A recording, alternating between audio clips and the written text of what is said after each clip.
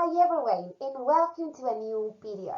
In this video you're going to learn the basics of the passive voice. The passive voice is much more complex than we think, and even though we could think that it is not commonly used or employed in Spanish, it is in English.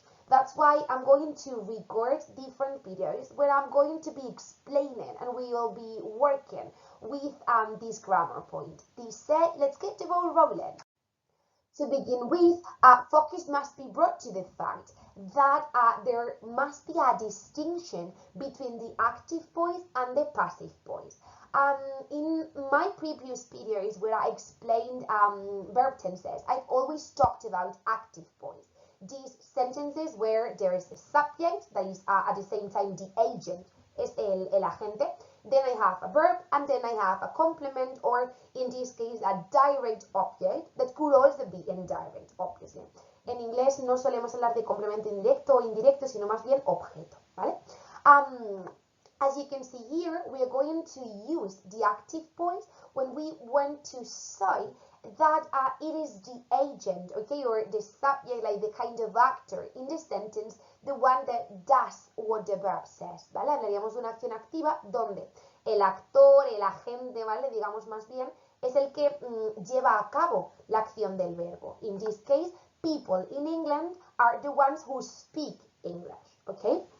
Yet, if we change this sentence to the passive, we will do it literally as we'll do it in Spanish. Because I could say in Spanish, el inglés es hablado en Inglaterra por las personas de Inglaterra. It doesn't make sense to say by people in England, okay? That's why usually in the passive we remove the agent, ¿vale? Cuando el agente es muy obvio o suena como muy redundante, solemos evitarlo, solemos omitirlo.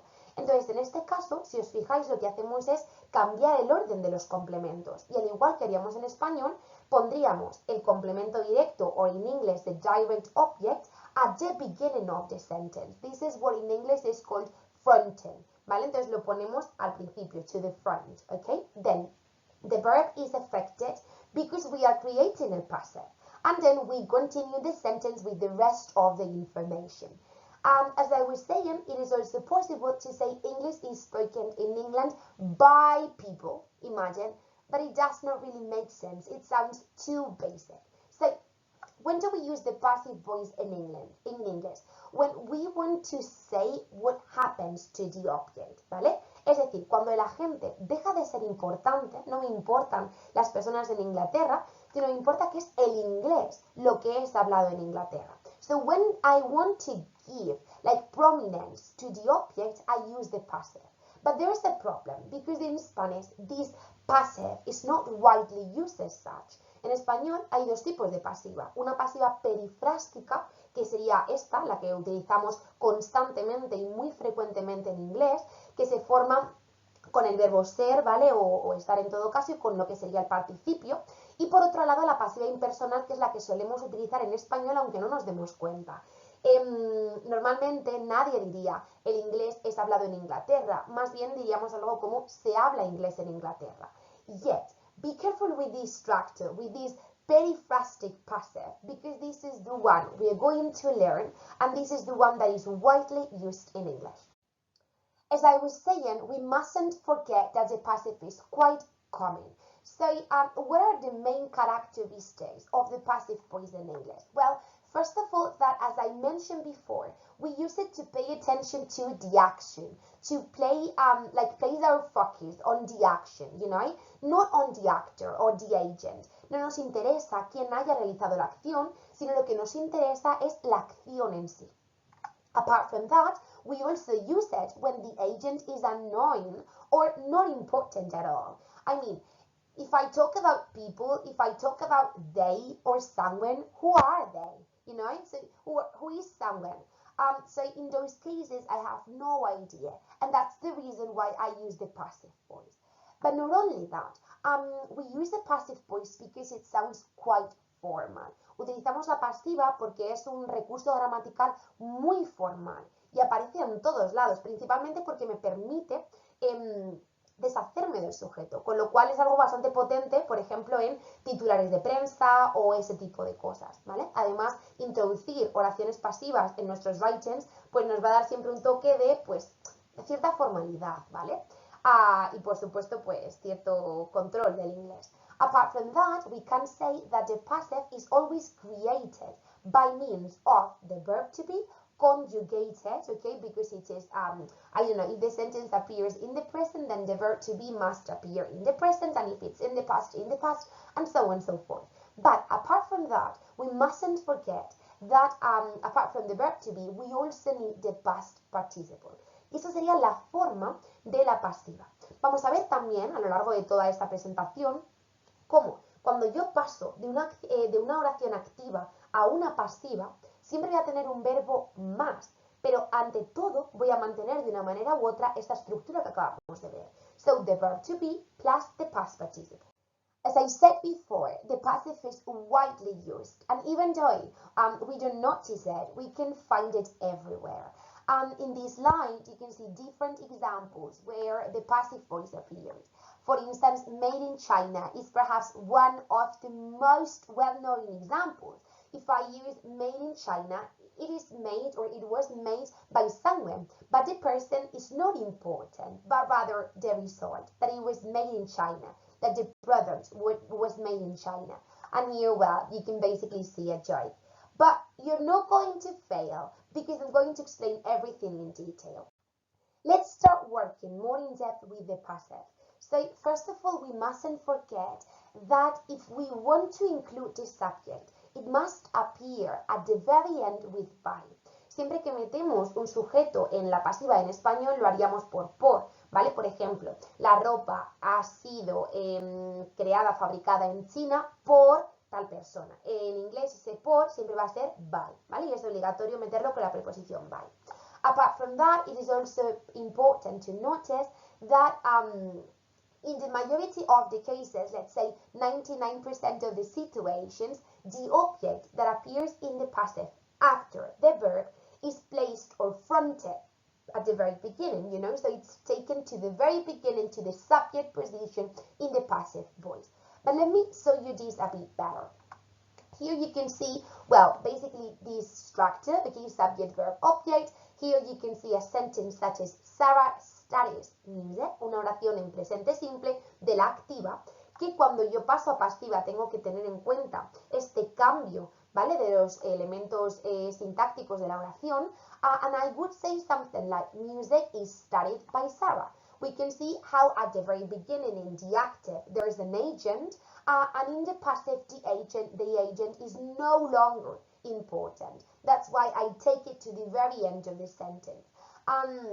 Remember that above all, what I need to understand is that the object is fronted, ¿vale? El objeto lo cojo y lo pongo en el principio. Después tendríamos el sujeto, por tanto, o sea, como de alguna manera le estoy robando ese espacio, se iría al final y siempre con la preposición by. Y no debo de olvidar, tal y como voy a explicar a lo largo del vídeo, que el verbo en activa tiene que pasar a pasiva, igual que lo haría en español cuando traduzco, ¿ok? So this said, let's start expanding our knowledge on this issue. Great. So let me make a small remark on something, and is that sometimes we can get or find or face some sentences where instead of having a proper noun, as it happened before, having Sarah at the subject, we can have a subject pronoun. In those cases, when we create the passive sentence, and the subject, remember, must go at the very end of the sentence and be accompanied with by, we need to insert an object pronoun instead of a subject one. Let me illustrate it by means of an example. Well, here you have the same structure than the one I presented before, and even the sentence, but there is a slight change, and it's the fact that instead of having Sarah as the subject, I have she. En vez de tener un nombre propio, que era el de Sarah como sujeto, lo que tengo es un pronombre de sujeto, es de he, she, it, whatever. En esos casos, a pesar de que en español no lo notemos, en inglés me obliga a utilizar un pronombre objeto. ¿Cuáles son los pronombres objetos? Los que tenemos ahí arriba, ¿vale? Con el segundo dedito. Me, you, him, her, it, us, you, and them.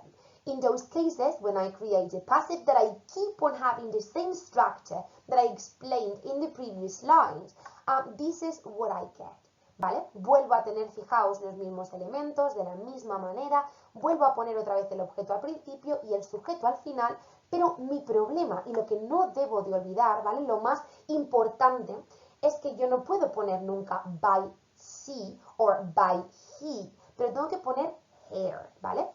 ¿Por qué? Bueno, pues por una razón muy clara, y es que los pronombres de sujeto solamente pueden aparecer en la posición de sujeto, es decir, en la posición 1 de la oración, justamente delante del verbo. Si yo ese pronombre de sujeto lo muevo en cualquier posición detrás del verbo, en este caso incluso acompañando una preposición como es by, nunca podrá ser by she, por mucho que en español yo diga por ella y coincidan ambos pronombres, ¿vale? Con lo cual, tened mucho cuidado porque hay veces que no sale solo. Si el sujeto en vez de ser she fuese I, me va a salir solo poner by me, pero por el hecho de que traducimos literalmente y en español coincida y esa coincidencia, tenemos que tener muy en cuenta que no vale poner by she, o sea, queda fatal, no existe y es completamente agramatical, ¿vale? Así que tenemos que poner by her. In case you still have problems, I really recommend you to take notes of the object pronouns. And finally, in this picture, you can see another representation or a couple of more examples, okay, where we can see this change of position, okay, and also slight change in the verb form. But this is exactly what I'm going to show you now.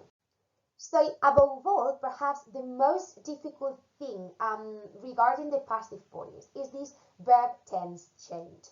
Remember that when we were creating the passive voice, we need to insert some form of the verb to be accompanied by the past participle. And this is exactly what I'm going to show you now.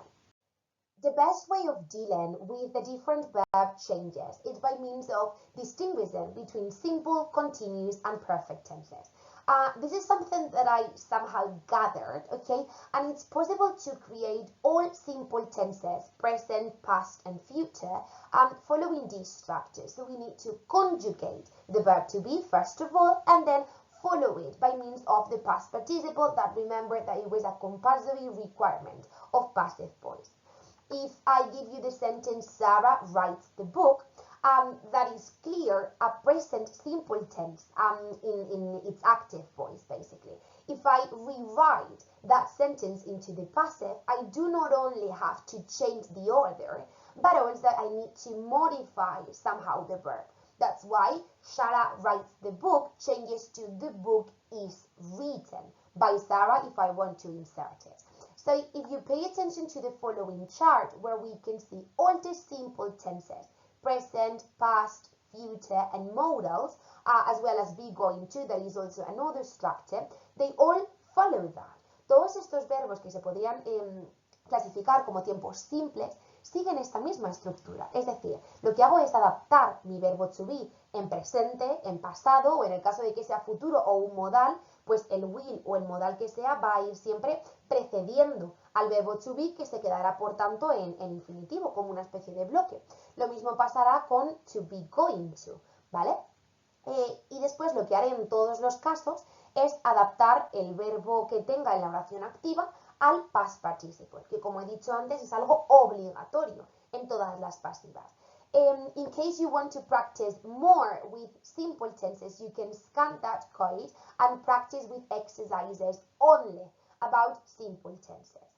Yet, it is necessary to notice, and this is also something that you're going to see throughout the rest of the presentation, that in the active voice, okay, when I change the sentence from active to passive, there's going to be always an extra verb in the passive voice, ¿vale? Voy a poder ver cómo cuando paso de la activa a la pasiva, siempre en la pasiva tengo un verbo más. Si en la activa, en presente simple, solo tenía un verbo, en la pasiva tendré dos. Y así constantemente. Si en el futuro tenía dos en la activa, en la pasiva tendré tres. Con lo cual es una manera también de asegurarnos que la oración que hemos creado está bien. Otra, por encima de todo, sería traducirlo al español, ya que, bueno, como podéis comprobar, es la traducción literal, a pesar de que en español suene muy raro, por lo que he dicho al principio, que esta pasiva perifrástica no la utilizamos con tanta frecuencia. Secondly, what about continuous tenses? Well, as you can see here, when we have continuous tenses, what we are going to do is to use, once again, the conjugated form of the verb to be. Then we are going to use being with ing, because remember, with continuous tenses, there must always be something in its ing form, and we can't forget the past participle, that is compulsory in passives, ¿vale? Recordad que el past participle es obligatorio en las pasivas. This way, if I give you the sentence, Sarah is writing the book, remember present continuous, that sentence is in the active, and I can see Sarah writing the book. If I change it to the passive, I would have something like, the book is being written by Sarah, okay? The tense keeps the same tense, like the same name, ¿vale? El tiempo se sigue llamando present continuous, igual que el anterior era present simple, lo que pasa que pues lo llamamos passive, just that, okay? In this case, we can see present continuous and past continuous, and the only thing that we do is to add being and to change the past participle, okay? Be careful because sometimes we also need to adapt the verb to be. For instance, en la oración I am speaking English pongo am porque va con I'm, pero cuando yo hago el cambio de complementos, de orden de complementos, English no va con am, lo único que hago es cambiar is, ¿vale? Pero seguiría manteniendo ese presente del verbo to be, después pondría being y después pondría spoken. Once again, if you want to practice with only continuous tenses, you can scan the code. And finally, just to conclude, what about perfect tenses? Well, in this case, what we do is that instead of conjugating the verb to be, we conjugate the verb have. Have, has, or had, mainly. Then we insert being, ¿vale? Que sería el participio del verbo to be, porque recordad que cuando hablamos de tiempos perfectos, siempre tiene que aparecer la forma del past participle de algún verbo, y en este caso lo tengo aquí. No solo ahí, sino que además tengo ese requisito obligatorio e indispensable de las pasivas, como sería el past participle. Once again, in this case, if I give you the sentence, Sarah has written the book, Sara ha escrito el libro, un present perfect en la activa, cuando lo creo en la pasiva, the book has been written by Sarah. El libro ha sido escrito por Sara. Un presente perfecto, pero en este caso de la pasiva. Let me illustrate how that structure that I inserted there is followed in every single perfect tense. And as I did with the previous tenses, simple and continuous, here, if you scan the code, you'll also be able to practice with exclusively perfect tenses. As a way to summarize everything we've learned so far, here you can see the cheat sheet to deal with simple tenses, continuous tenses, and perfect tenses. Even though it is also possible to work with the chart I'm going to present now, I think it's easier to summarize and to somehow get that there is a rule to create the passive. As I was saying, in case you find it easier, you can take this chart and, study it by heart, like change by change, active to passive.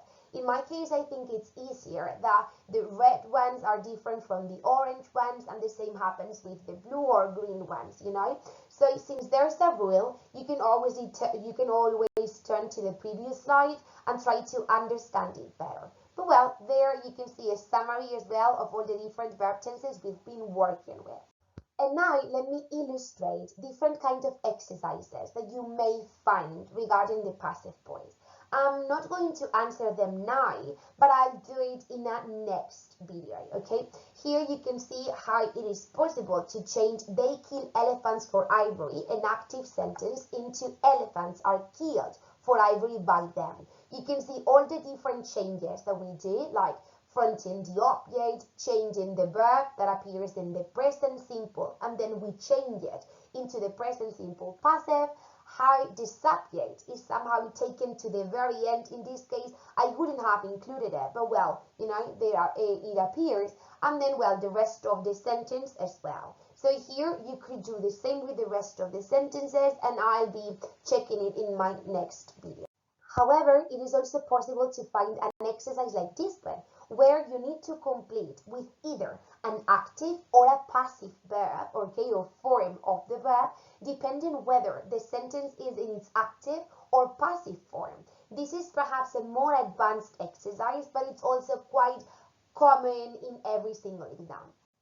Last but not least, the well-known gut feel exercise. In this case, we only have passive sentences, but what you need to do is trying to grasp the verb tense, the main idea. Okay, so you need to decide what is the tense and then create the sentence into its passive form.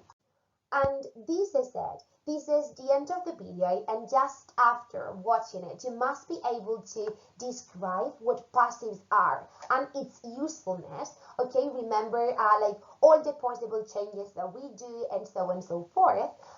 You must be able as well to adapt active tenses into passive ones, making as many changes as necessary. Okay, remember that they maintain the same name, but we add like this passive word, yeah. And also, as we were saying, active tenses, when changed into the passive, they take an extra one. Recordad que cuando un verbo de activa pasa a la pasiva, en la pasiva siempre tenía un verbo extra. Y como he dicho antes, mantenemos el mismo nombre. Sigue siendo presente simple, pero presente simple de la pasiva. Just that. And finally, you must be able to establish a first contact with the different types of exercises on the passive voice. Yes, as I said, I will record an extra video where I exercise with everything, okay? And well, as I always said, you're going to find some extra practice in the description of the video. Yet, as you could see, there are also some extra QR codes for you to practice more in depth. And well, I'll always be available via email in case you still have other doubts. And well, I hope you understood the passive voice a little bit. I hardly recommend you to keep on watching the rest of the videos to expand your knowledge. And this said, have a lovely and amazing day.